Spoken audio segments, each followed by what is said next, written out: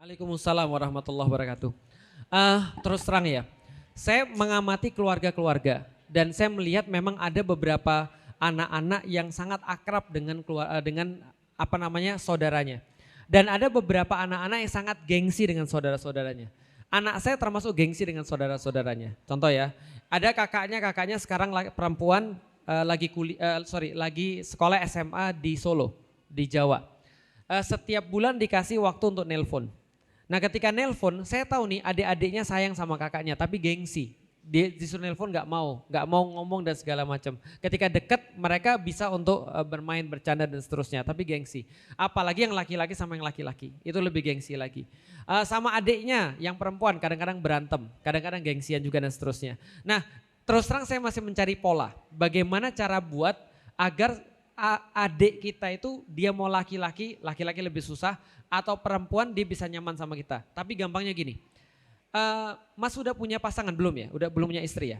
Nah nanti kalau udah punya istri, cara untuk membuat istri nyaman dengan anak perempuan nyaman, dengan adik perempuan nyaman itu sama. Makanya kan kita kan nanti besok bahas, spoilernya adalah bagi perempuan yang paling penting dia merasa aman. Dia merasa aman, dia merasa nyaman. Datang dari mana aman dan nyaman? Dari perlindungan. Dari support dalam bidang uang, dari support dalam bidang waktu dan segala macamnya. Jadi perempuannya lebih mudah diajak ngobrol. Misal, kalau misalnya Mas punya adik perempuan dan dia masih SMA, lihat dia suka hobinya apa. Perempuan-perempuan kalau ketemu, itu kalau ada sesuatu yang sama dan dia ngelihat bahwa temennya bisa memahami dia jadi temenan. Nah pertanyaannya interaksi kita dengan dia apa? Misalnya tinggalnya serumah. Asrama. Oh dianya asrama. Nah kalau dianya asrama, manfaatin waktu pas keluar. Nah gimana caranya? Tidak ada cara kalau kita berhubungan dengan manusia kecuali menghabiskan waktu bareng. Berarti ya Mas harus nemenin adiknya ketika adiknya pas keluar asrama. Misalnya kalau dia punya keperluan-keperluan bisa dianterin. Tapi kalau pas di rumah malam ajak ngobrol. Gimana keadaannya, kamu sekarang hobinya apa dan segala macam. Perhatiin. Ini bukan cara yang buruk ya. Cuma berbagi aja, nanti besok-besok kalau suka sama perempuan, perempuan itu lemahnya perhatian. Benar gak? Benar. Gak ada perempuan yang nolak dengan perhatian. Makanya banyak cewek-cewek cakep itu dapatnya cowok-cowok hancur. Paham ya? Karena bagi cewek itu yang penting bukan ganteng atau enggak ganteng, tapi perhatian.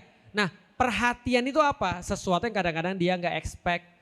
Contoh misalnya dia suka sesuatu, kita tahu dia suka sesuatu, kita beliin, kita ajak misalnya untuk pergi kemana. Pokoknya untuk buat koneksi. Koneksi kan datang karena tadi waktu yang kita spend bareng sama dia. Dengan sesuatu yang dia sukai atau sesuatu yang penting bagi dia dan seterusnya. Contoh ya, saya udah cerita berkali-kali. Anak perempuan saya yang pertama itu suka nonton anime. Suka nonton kartun. Sebagai bapak yang suka nonton kartun ya berharap apa lagi kalau ibunya bilang nonton terus. Saya bilang dalam hati ya bapaknya nonton gitu kan ya. Lah kemudian ketika dia suka anime, ibunya mau ngobrol sama dia. Kalau ngobrol biasanya ribut.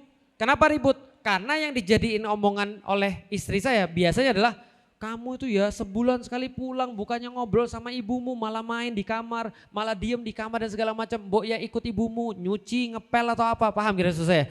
Engage-nya sudah gitu ya sudah pasti berantem. Engage-nya enggak, saya lihat dulu dia nonton apa. Saya kadang-kadang nanya, sekarang kamu nontonnya apa C? Dia ngomong sesuatu, judul-judul yang saya enggak ngerti.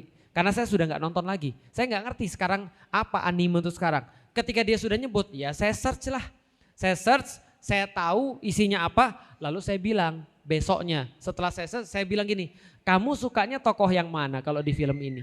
Dia bilang tokohnya yang ini, kalau Abi yang ini. Mungkin dalam hati dia, wah ngerti Abi gue. Gitu kan. Terus saya tanya, kenapa kamu suka tokoh ini? Ngobrol gak kita? Ngobrol kan ya. Nah setelah ngobrol di situ, itu trustnya dapat. Setelah trustnya dapat, ciri-cirinya apa? Besok ketika dia ada masalah dia ngobrol, menurut kamu gimana ya cara nyelesain ini? Menurut kamu kalau aku punya teman kayak gini rese kan? Atau cerita, biasanya kan cewek-cewek itu aja masalah-masalahnya, coba tanya aja kayak gini. Besok ya kalau ketemu ya, teman-temanmu di kelas ada yang rese gak sih? Coba tanya aja tuh. Biasanya jawab tuh biasanya, iya nih ada geng kayak gini, sok cantik tuh dia tuh. Nah, mulai komunikasi kan, itu ngegibah gak sih Ustadz? Enggak insya Allah. Enggak insya Allah. Karena sebenarnya yang kita pengen bukan ngomongin orang. Yang kita pengen ngobrol sama dia. Bisa dipahami ya? Bukan ngegibahnya, kita lagi cari koneksi untuk ngobrol sama adik kita. Dan betul, kalau Mas nggak ngomong sama adiknya, dia akan ngomong sama yang lain. Tanya, ada yang cakep nggak gitu? Coba. Ya nggak apa-apa kan? Kan nggak apa-apa kan?